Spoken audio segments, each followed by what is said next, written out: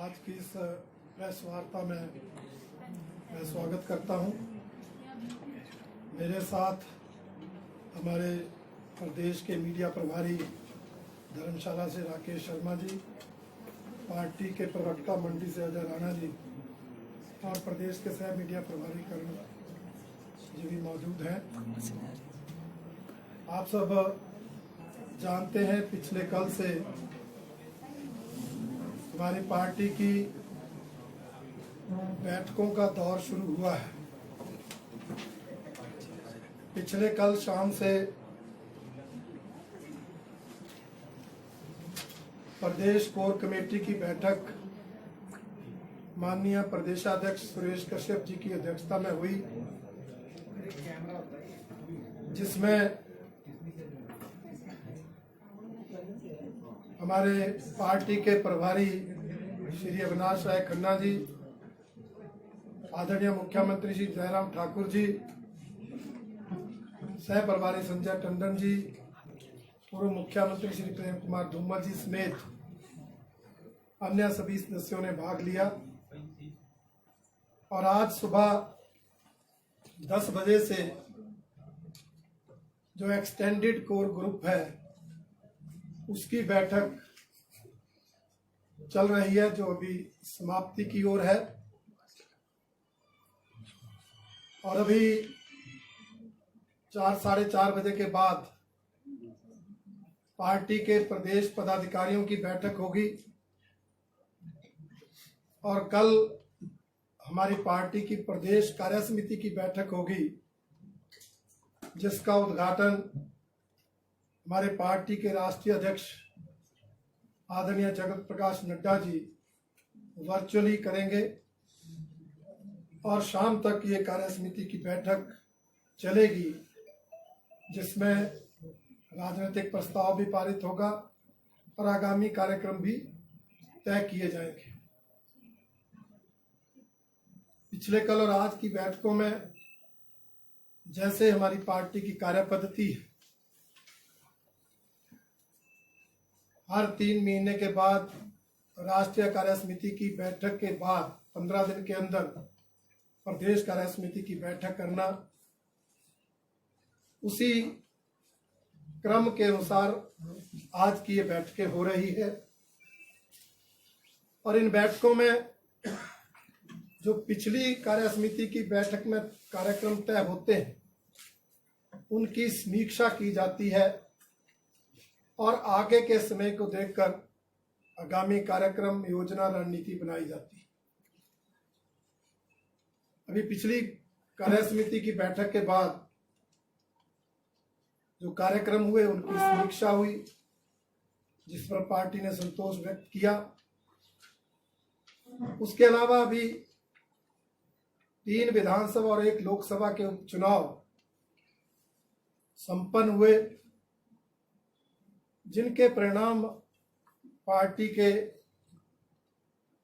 आशा के अनुरूप नहीं रहे, उम्मीदों पर खरे नहीं उतरे। हालांकि जीत हो तब भी हम समीक्षा करते हैं, परंतु जीत नहीं पाए, इसलिए गहनता के साथ समीक्षा हुई है और अनेक विषय पार्टी के ध्यान में आए हैं, जो हमारे core committee, extended core committee के सदस्यों ने ध्यान में लाए और जो इन विधानसभा लोकसभा उपचुनाव के प्रभारी सह प्रभारी थे, उन्होंने जो विषय ध्यान में लाए उनके आधार में बताना चाहता हूं। प्रमुखता के साथ ये विषय ध्यान में आया कि कहीं ना कहीं पार्टी कार्यकर्ता, पार्टी नेतृत्व अति आत्मविश्वास में रहा। हमारी सरकार है, इसलिए हम चुनाव जीत ही जाएंगे, ये जो एक ओवर कॉन्फिडेंस, वो भी कहीं ना कहीं हार का कारण रहा। ये सभी जगह से ये विषय, ये बिंदु ध्यान में आया है। और इसके साथ साथ सहानुभूति के आधार पर कांग्रेस पार्टी के प्रत्याशियों को लाभ मिला और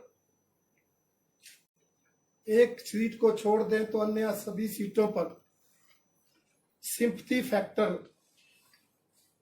इसने भी अपनी महत्वपूर्ण भूमिका अदा की, जिसका नुकसान भारतीय जनता पार्टी के प्रत्याशियों को इन चुनाव में हुआ। तीसरा, कहीं ना कहीं कुछ सीटों पर भीतरघात की भी शिकायतें आई हैं, अनुशासनहीनता की भी शिकायतें आई। पार्टी ने उसका कड़ा संज्ञान लिया है और ऐसे मामलों अनुशासन समिति को रेफर करके आगामी कार्रवाई के लिए हम निर्णय लेने जा रहे हैं। इसके अलावा कुछ और विषय भी ध्यान में आए हैं कि कहीं ना कहीं कोरोना महामारी के कारण जो कुछ आवश्यक वस्तुओं की कीमतें बढ़ी, एक महंगाई के रूप में कांग्रेस ने जो मुद्दा बनाया उसका भी पार्टी को नुकसान हुआ और जो सरकार की उपलब्धियां थी, चाहे केंद्र प्रदेश सरकार की उपलब्धियां, उनको जन जन तक पहुंचाने और समझाने में हम कहीं ना कहीं पूरी तरह से कामयाब नहीं हो पाए। इन सभी विषयों के आधार पर आने वाले समय के लिए हम क्या करें ताकि आने वाले चुनाव जीत सकें, विशेषकर 2022 में भारतीय जनता पार्टी की सरकार को रिपीट कर सकें। इसके लिए चर्चा चली है, कुछ निर्णय हुए हैं, कुछ होंगे। एक विषय पर सब एक मत है कि ये जो अनुशासनहीनता बढ़ रही है इसको कड़ाई से रोकना है। अनुशासनात्मक कार्रवाई करने के लिए प्रक्रिया तुरंत शुरू की जाएगी। दूसरा, कार्यकर्ताओं के प्रशिक्षण पर जोर दिया जाएगा, क्योंकि जो ये भीतरघात या अति आत्मविश्वास जैसे विषय है, ये कहीं ना कहीं कार्यकर्ताओं के परिपक्वता में कमी के कारण या वैचारिक प्रतिबद्धता में कमी के कारण रह जाते हैं। तो उसको प्रशिक्षण करके हम दूर करें और आगे सरकारों की, केंद्र और प्रदेश सरकारों की उपलब्धियां हम जन जन तक पहुंचा सकें, उसके लिए एक विस्तृत कार्यक्रम हम बनाने जा रहे हैं, जिसकी विस्तृत रूपरेखा तो कल बताई जाएगी। परंतु ऐसा विचार आ रहा है कि 27 दिसंबर को, जब हमारी प्रदेश सरकार के 4 साल का कार्यकाल पूरा होगा, एक बड़ा कार्यक्रम प्रदेश में आयोजित किया जाएगा, जिसमें हमारे कोई ना कोई राष्ट्रीय नेता आएंगे और उसके बाद पूरे प्रदेश में महासंपर्क अभियान चलाया जाएगा। घर घर जाकर कार्यकर्ता केंद्र और प्रदेश सरकार की उपलब्धियां जन जन तक पहुंचाएंगे। इस उद्देश्य से आगामी हम कार्यक्रम तय करेंगे और अनेक कार्यक्रम संगठन की दृष्टि से संगठन को सुदृढ़ करने के लिए पार्टी तय कर रही है और इसी तरह से अन्य विषयों पर भी रणनीति बनाई जा रही है। मैं आज कहना चाहता हूं कि इन उपचुनाव के परिणामों के बाद हमारे कुछ कांग्रेसी मित्र कुछ हवा में उड़ना शुरू हो गए। कुछ इस तरह की बयानबाजी शुरू हो गई है जैसे उन्होंने 2022 का विधानसभा चुनाव जीत लिया और उनकी सरकार बनी। मैं उनसे कहना चाहूंगा मित्रों, अभी दिल्ली दूर है। ये उपचुनाव हुए हैं और 1 साल का समय बाकी है और भारतीय जनता पार्टी ने इन उपचुनाव के परिणामों को एक आई ओपनर की तरह लिया है। हमारी जो कमियां रही हैं हम उनमें सुधार करेंगे। हम नए स्तर पर रणनीति बनाएंगे और विश्वास के साथ कहते हैं आगामी 2022 के विधानसभा चुनाव में भारतीय जनता पार्टी की सरकार बनाए। कांग्रेस नेता ये जो मुंगेरी लाल के हसीन सपने ले रहे हैं वो सपने लेना बंद करें।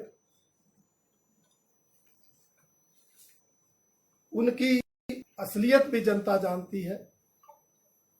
अभी तो उपचुनाव था, जब मुख्य चुनाव आएगा तो मुख्य मुद्दा हो गया आपका मुख्यमंत्री कौन है।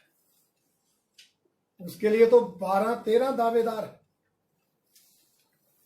ये जो अनेक गुटों में विभाजित कांग्रेस है, मैं विश्वास के साथ कहता हूं हमारे नेतृत्व ने, हमारे संगठन ने जिस तरह से इन उपचुनाव के परिणामों को गंभीरता से लिया है और गंभीरता से मंथन कर उसके अनुसार आगे की रणनीति बनाने का निर्णय लिया है, कांग्रेस के ये सपने पूरे नहीं होंगे और भारतीय जनता पार्टी 2022 में फिर से सरकार बनाएगी।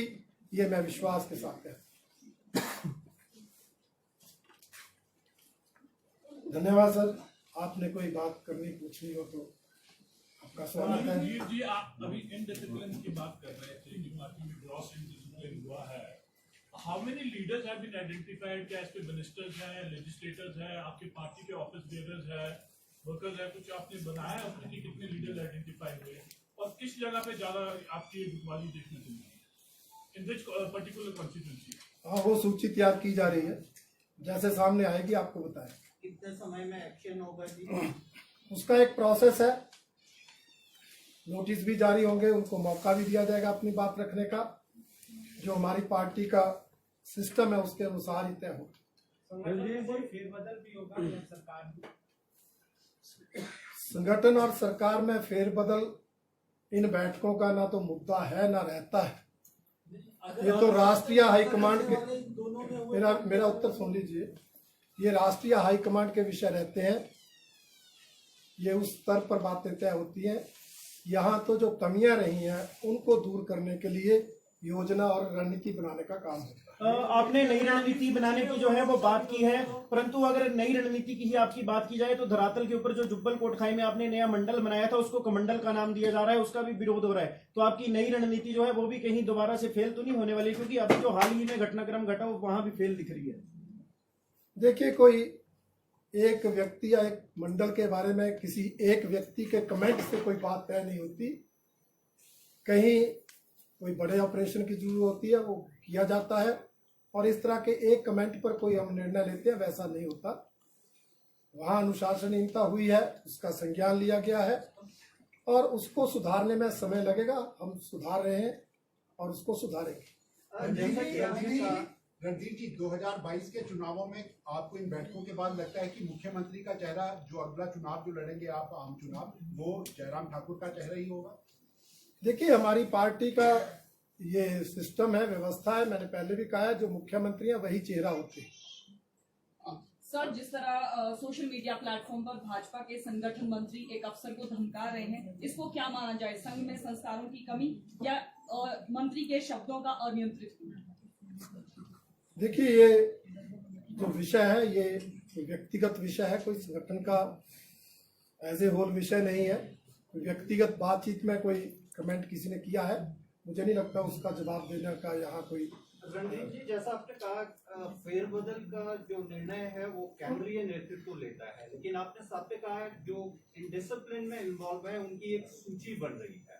अगर वो पार्टी और गवर्नमेंट स्तर में उनका नाम है, क्या जो कोर ग्रुप है या जो कमेटी की बैठक हो रही है उनमें सजेशन दिया जाएगा उनको बदलने का, जिस तरह से आपने कहा एक्शन लिया जाए?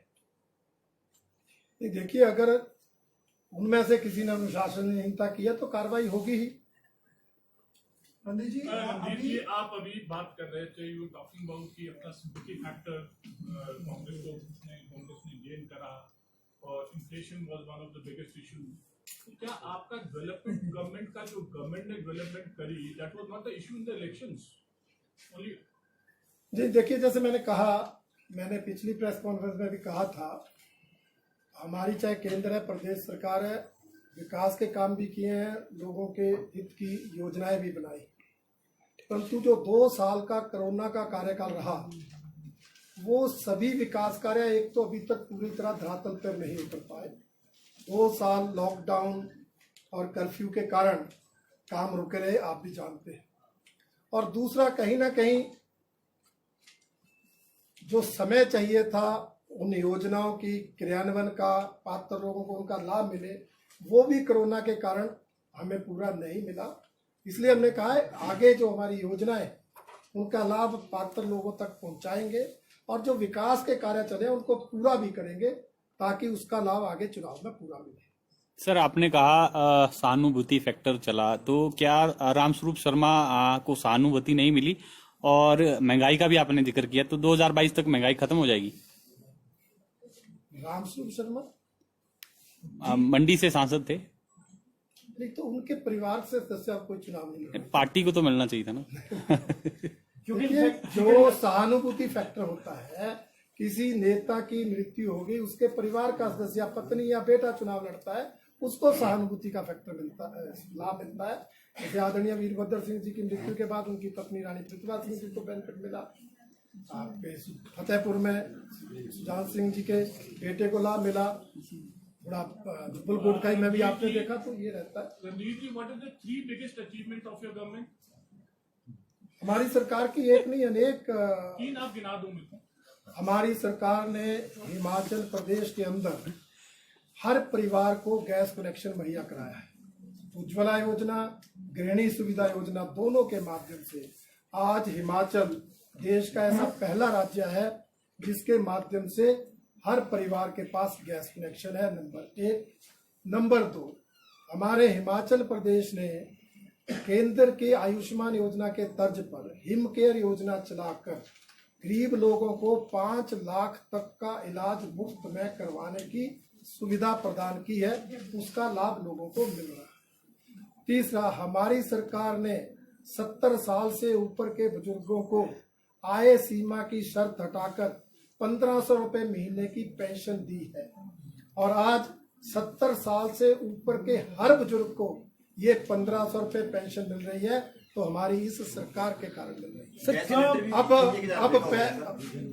पूरी तो होने दो बात। अब 65 साल से ऊपर की महिलाओं को भी ये बढ़ी हुई पेंशन आय सीमा की शर्त हटाकर मिल रही है। सर, क्या गलत IRDP परिवारों को उनकी बेटियों की शादी पे 31,000 की आर्थिक सहायता के रूप में शगुन योजना शुरू की गई है। अब आप रोकेंगे जब मैं योजनाओं की गिनती गिनेंगे, पर मुझे लगता है आपने अपने चुनावी मैनिफेस्टो में एक सवाल है जी कि अभी जो आपकी ये चल रही है बैठकें, आपके प्रभारी आए हैं इस बैठकों के लिए, अब राष्ट्रीय उपाध्यक्ष भी होंगे, शायद आपको प्रेस कॉन्फ्रेंस के लिए भेजा है।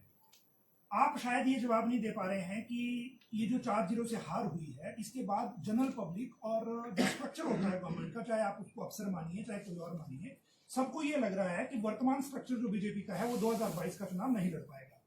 तो आप इस क्षमता में क्या हैं कि इस मीटिंग के बाद सरकार और पार्टी में क्या बदलाव होंगे, और अगर नहीं होंगे बदलाव तो क्या जो आपके राष्ट्रीय उपाध्यक्ष और प्रभारी आए हैं यही बात वो भी बोल पाएंगे यहाँ पे शिमला में? देखिए, मैंने आपको कहा यहाँ सारी समीक्षा हो रही है। हमारे प्रभारी, राष्ट्रीय उपाध्यक्ष सब उन विषयों को नोट कर रहे हैं, राष्ट्रीय नेतृत्व के ध्यान में लाएंगे। राष्ट्रीय नेतृत्व को लगा कोई बदलाव करना है वो करेंगे, ये उनका विषय। मैंने पहले भी कहा, ये प्रदेश स्तर पर बदलाव का विषय न चर्चा होता है न किया जाता है। यहाँ तो जो सारी बातें कुछ सामूहिक बैठक में आती हैं, कुछ प्रभारी लोग इंडिविजुअल लोगों से बातचीत करके जो संबंधित लोग हैं उनसे बातचीत करके ऑब्जर्व करते हैं, उसके ऑब्जर्वेशन के आधार पर राष्ट्रीय हाईकमांड तय करती है। आपकी सरकार को जो है 27 दिसंबर को 4 वर्ष हो जाएंगे। भाजपा ने अपने चुनावी मैनिफेस्टो में कहा था कि उद्योग के क्षेत्र में हम 70% की जगह जो है 80% हिमाचलियों को नौकरी देंगे, परंतु अगर ग्राउंड लेवल की बात की जाए तो अभी जो 70% मिलती है वो भी पूरी नहीं मिल पा रही है, क्या कहेंगे? देखिए, 70% का डिसीजन तो पुराना था, 80% का डिसीजन अभी पिछले हफ्ते ही हुआ है, लेकिन और ये इम्प्लीमेंट आने वाले समय में होगा। सरकार जो है कड़ाई से इस निर्णय को लागू करेगी। शर्मा जी, मेरा सवाल ये है, आप कह रहे हैं कि कांग्रेस सहानुभूति के उस पे फैक्टर से जीती है। आपके पास मौका था जुब्बल कोटखाई में, आपके पास मौका था मंडी में, पार्लियामेंट्री में 17 विधानसभा सीटें थी, 18 टोटल 20 पे चुनाव हुआ है। अगर आप भी सहानुभूति के उस पे लड़ते तो स्थितियां कुछ और होती? नहीं, आपकी बात ठीक है, परंतु हमारी पार्टी ने निर्णय लिया, राष्ट्रीय स्तर पर निर्णय लिया, कोई हिमाचल के संदर्भ में नहीं लिया, क्योंकि पूरे देश में ऐसे अनेक विधायक सांसद थे जिनकी मृत्यु हुई थी और अधिकतर जगह उनके परिवार के लोग टिकट मांग रहे थे। इसलिए राष्ट्रीय स्तर पर निर्णय लिया कि परिवार के लोगों को टिकट न देकर पार्टी के कार्यकर्ताओं को टिकट दिया जाए। अब यहाँ वो निर्णय सफल नहीं हुआ, इसलिए हमें लग रहा है। माय लास्ट क्वेश्चन, सर्जरी बड़ी होगी या कॉस्मेटिक होगी? अभी तो ये भी पता नहीं, सर्जरी की आवश्यकता भी पड़ेगी या दवाई से ठीक हो जाएंगे। और देखिए सर, कर्मचारियों से आ रही फीडबैक के अनुसार ये भी लगा है कि कर्मचारियों की अनदेखी भी सरकार ने की है। लेकिन मेरा सवाल आपसे ये है कि संकल्प पत्र में 4-9-14 के स्केल के अनुपालन करने की बात कही गई थी, अब क्या इसके ओरिजिनल ड्राफ्ट को लागू कर दिया जाएगा? क्या माने कि 1 साल में हो जाएगा? देखिए, कर्मचारियों को बहुत से वित्तीय लाभ हमारी सरकार ने दिए हैं, उनकी जो अन्य मांगे हैं उनको लेकर 27 तारीख को बैठक हो रही है। अनेक निर्णय कर्मचारियों के पक्ष में उस दिन लिए जाएंगे। सर, आपने बोला कि प्रभारी मंत्री और सह प्रभारी मंत्रियों की समीक्षा होगी, लेकिन जो मंत्रियों की परफॉर्मेंस है, गोविंद ठाकुर जो है अपने क्षेत्र में जो है कांग्रेस को लीड देती है, उनके क्षेत्र में मारकंडा के क्षेत्र में कांग्रेस को लीड देती है, सुरेश भारद्वाज जो है पूरी तरह से सिक्योरिटी जो है बहुत हद तक जाती है। मंत्रियों की जो परफॉर्मेंस है, इस पर भी कोर ग्रुप में क्या कोई चर्चा हुई है और इन पर भी कोई एक्शन हो सकता है? मैंने कहा ना, कई विषय चर्चा में आ जाते हैं, कई विषय पता ही होते हैं, चर्चा की आवश्यकता नहीं होती, कई इंडिविजुअल बातचीत में आते हैं, सबके आधार पर राष्ट्रीय हाईकमांड तय करता है। सर, आपने कहा कि भीतरघातियों की वजह से जो है आ रहे हैं, तो क्या ये भीतरघाती हुआ है जिनके काम सरकार ने नहीं किए या फिर कोई हो रहा है? देखिए, मैंने ये नहीं कहा कि सिर्फ इसके कारण आ रहे, ये अनेक कारणों में ये भी एक कारण है। और हमारी पार्टी इतनी बड़ी है, इतने अधिक कार्यकर्ता है, सबकी अपनी निजी इच्छाएं होती हैं और पार्टी के लिए सबकी इच्छाओं की पूर्ति तो की जाती है, पर निजी इच्छाओं की पूर्ति करना संभव नहीं होता। तो कई कार्यकर्ता जब निजी इच्छा पूरी नहीं होती तो निराशा, नाराजगी ये प्रकट करते हैं और उसके कारण ये स्थिति पैदा होती है।